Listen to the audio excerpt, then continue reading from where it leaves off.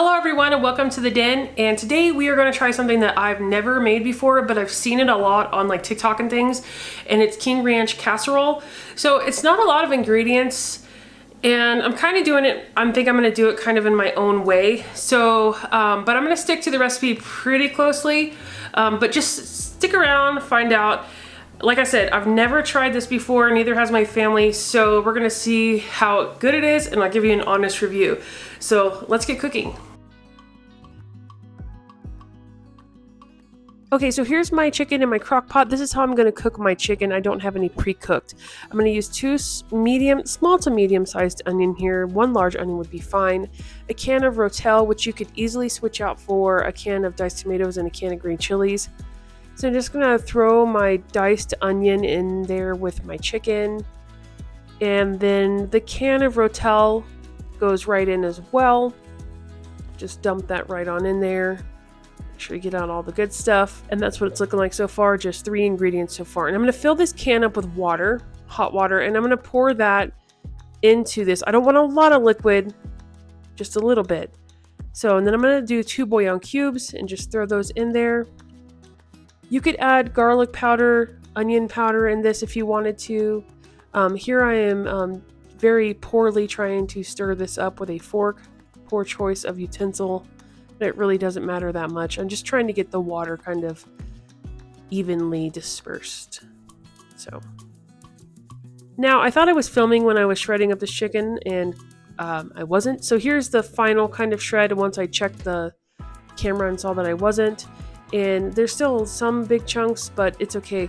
I'm going to add in a can of cream of mushroom, a can of cream of chicken, and this is going to make kind of like the bulk part of the King Ranch casserole.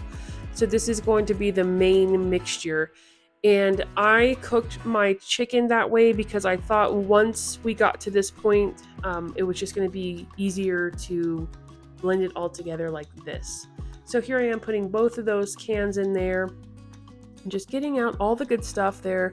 And then we're going to go ahead and give that a good stir. Make sure that it is fully incorporated, that you don't have any big chunks of any type of soup. You don't add water to these soups. These go in just like that. No, you're not going to add water to this at all.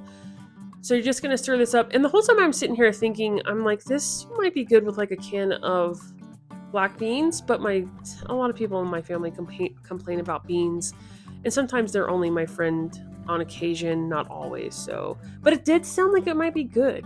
So here I have about 15 corn tortillas, and this is I'm just going to stack these up like this, and I'm going to cut them into 1-inch squares. So just get them cut. They don't have to be warmed up and nothing like that. I'm just going to chop them just like this and then set them aside. Like I said, 1-inch little squares there. So I did the best I could. I mean, if they're not perfect, I don't think it's really going to matter that much. I did the best that I could there, and I set those aside. And now it says to start with tortillas on the bottom of your casserole pan, and this is a 9x13, but if you've ever cleaned like baked on enchiladas out of your pan, you know that tortilla on the bottom of the pan is not a good idea. So I'm starting with chicken mixture, and I think that's the safest bet here. So I'm going to add a layer of chicken, not too much. This is going to end up being 3 layers.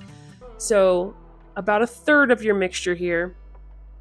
And then I'm going to just lightly cover with cheese. And this is just a Fiesta blend from Walmart, or I don't know, it could be from Sam's. But cheddar, whatever you want. And then go in with about 1/3 of your tortillas there. And I'm trying to not like overlap too much, just so they don't like taste like uncooked tortilla. I don't know. So then we're going to go in with another round of chicken. It's just like if you were making lasagna, and just spread that out evenly. And again, I don't know, black beans might be a good choice here. I don't know, maybe not.